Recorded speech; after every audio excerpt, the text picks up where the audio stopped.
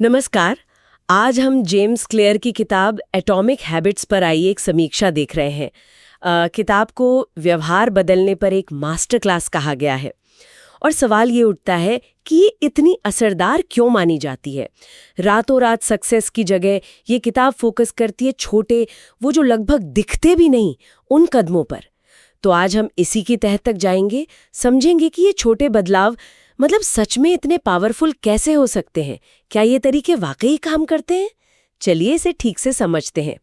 किताब का जो सबसे फेमस आइडिया है, रोज सिर्फ 1% बेहतर होना, सुनने में तो बहुत ही कम लगता है ना? हाँ बिल्कुल, पर साल भर में देखो तो ये 37 गुना इम्प्रूवमेंट बन जाता है। कमाल है। और ये सिर्फ मैथ्स नहीं है, ये शायद वो जो अंदर का रेजिस्टेंस होता है उसे कम करने का तरीका है। सही कहा। मतलब आज 5 किलोमीटर दौड़ना है, ये सोचने के बजाय सिर्फ दौड़ने वाले जूते पहन लेती हूँ, ये कितना आसान लगता है। हाँ, और इसका असली जादू है ना, वो कंपाउंडिंग जैसा है, चक्रवृद्धि ब्याज।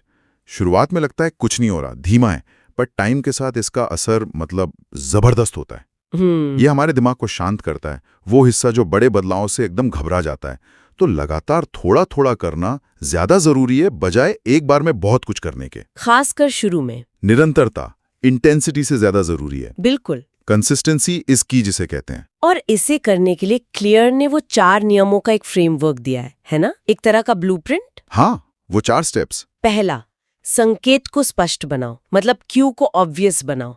जैसे फल खाने हैं तो सामने रखो, छुपा के नहीं। हाँ, ताकि देखें। दूसरा, इच्छा को आकर्षक बनाओ, क्रेविंग को अट्रैक्टिव। अच्छा। अगर कोई काम बोरिंग लगे तो उसे किसी मजेदार चीज से जोड़ दो, जैसे कसरत करते टाइम अपना फेवरेट म्यूजिक सुनना। ये बढ़िया है। हाँ, इससे वो करने की चाहत बढ़ती है, दिमाग को लगता है कि कुछ अच्छा मिलेगा। तीसरा नियम। तीसरा, प्रतिक्रिया को आसान बनाओ, रिस्पॉन्स को इजी। आदत डालने में कम से कम रुकावट, कम से कम फ्रिक्शन हो। जैसे जिम के कपड़े रात को ही निकाल के रख लेना। हाँ, वो क्लासिक उदाहरण है। जितनी कम मेहनत लगेगी शुरू करने में, उतना आसान होगा। और चौथा, चौथा, इनाम को संतोषजनक बनाओ, रिवॉर्ड को सैटिस्फाइंग।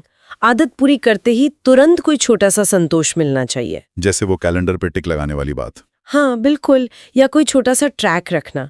ये दिमाग को सिग्नल देता है कि भाई ये काम फायदेमंद है, इसे दोबारा करना है। तो ये चारों नियम मिलकर मतलब आदत बनने की पूरी साइकोलॉजी को कवर करते हैं। हाँ, और काफी प्रैक्टिकल तरीके से। लेकिन इन नियमों से भी ज्यादा मुझे लगता है एक और फंडामेंटल बात क्लियर करते हैं, पहचान आधारित आदतें, आइडेंटिटी बेस्ड हैबिट्स। हाँ, ये बहुत महत्वपूर्ण है। ज्यादातर लोग नतीजों पे फोकस करते हैं, जैसे मुझे वजन कम करना है, ये हुआ आउटकम।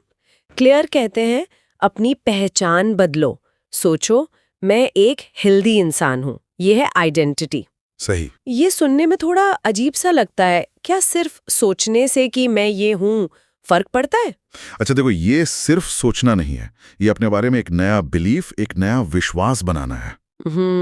जब आप कहते हो मैं स्मोकर नहीं हूं, बजाय इसके कि मैं छोड़ने की कोशिश कर रहा हूं, तो हर बार जब आप सिगरेट नहीं पीते, वो आपकी नई पहचान को मजबूत करता है। अच्छा, हाँ। वो फिर बोझ नहीं लगता, बल्कि खुद की पुष्टि जैसा लगता है, सेल्फ अफर्मेशन।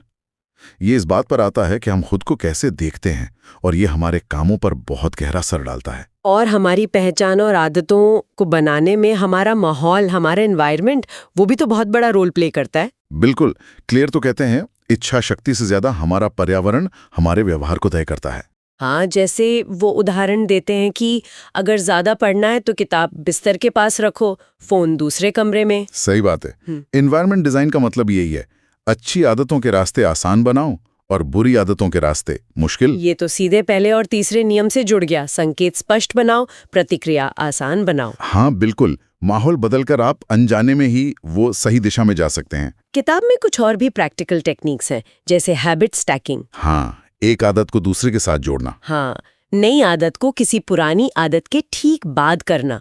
जैसे सुबह कॉफी बनाने के बाद मैं 1 मिनट मेडिटेशन करूंगी। और वो 2 मिनट का नियम भी बहुत कारगर है। हाँ, वो मेरा भी फेवरेट है। किसी भी नई आदत को इतना छोटा कर दो कि शुरू करने में 2 मिनट से ज्यादा न लगे। रोज पढ़ना है बन जाता है 1 पेज पढ़ना है। बिल्कुल, ये वो जो शुरू करने की हिचक होती है ना, उसे खत्म कर देता है। प्रोक्रास्टिनेशन का बढ़िया तोड़ है।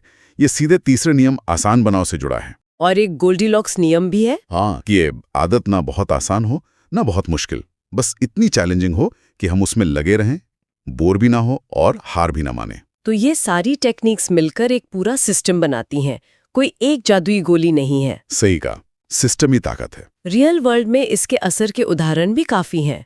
वो ब्रिटिश साइकिलिंग टीम वाली कहानी, हाँ, वो काफी मशहूर है, छोटे छोटे सुधारों से ओलंपिक जीतना। या अनगिनत लोग जिन्होंने छोटी आदतों से स्मोकिंग छोड़ी या किताब लिख ली। हालांकि समीक्षा में ये भी लिखा था कि कुछ बातें थोड़ी दोहराई हुई सी लगती हैं और आइडियाज एकदम नए या क्रांतिकारी नहीं है।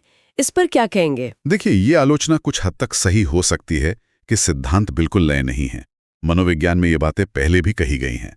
लेकिन किताब की असली ताकत मेरे ख्याल में इन जाने पहचाने सिद्धांतों को एक बेहद सरल, व्यवस्थित और सबसे जरूरी एक्शनेबल फ्रेमवर्क में पेश करने में है। मतलब प्रैक्टिकल बना दिया है। हाँ, क्लेयर मनोविज्ञान को रोजमर्रा की जिंदगी में लागू करने लायक बना दिया है। क्रांति शायद आइडियाज में उतनी नहीं जितनी उनके सिस्टम में है, जो काम करता है। तो कुल मिलाकर एटॉमिक हैबिट्स एक तरह से ऑपरेटिंग मैनुअल है आदतों के जरिए जिंदगी बदलने का। बिल्कुल। और निचोड़ यही है, छोटा शुरू करो, लगातार रहो और अपनी पहचान पर काम करो। हाँ, और इसमें सबसे जरूरी है सेल्फ अवेयरनेस, खुद को समझना, मेरे संकेत क्या हैं, मेरी असल इच्छाएं क्या हैं। सही। जब हम अपने पैटर्न समझने लगते हैं, तभी इन तरीकों का सही इस्तेमाल कर पाते हैं। अपने आप को जानना ही सफलता की पहली सीढ़ी है। तो चलिए आज की चर्चा को यहीं रोकते हैं, लेकिन जाते जाते एक सवाल छोड़ जाते हैं सबके लिए सोचने को। अगर कोई अपनी पहचान का सिर्फ एक छोटा सा पहलू चुने और उसे हर रोज लगातार बस थोड़ा थोड़ा बेहतर बनाता रहे, तो 5 या 10 साल बाद उसकी जिंदगी कितनी अलग दिख सकती है। सोचने वाली बात है।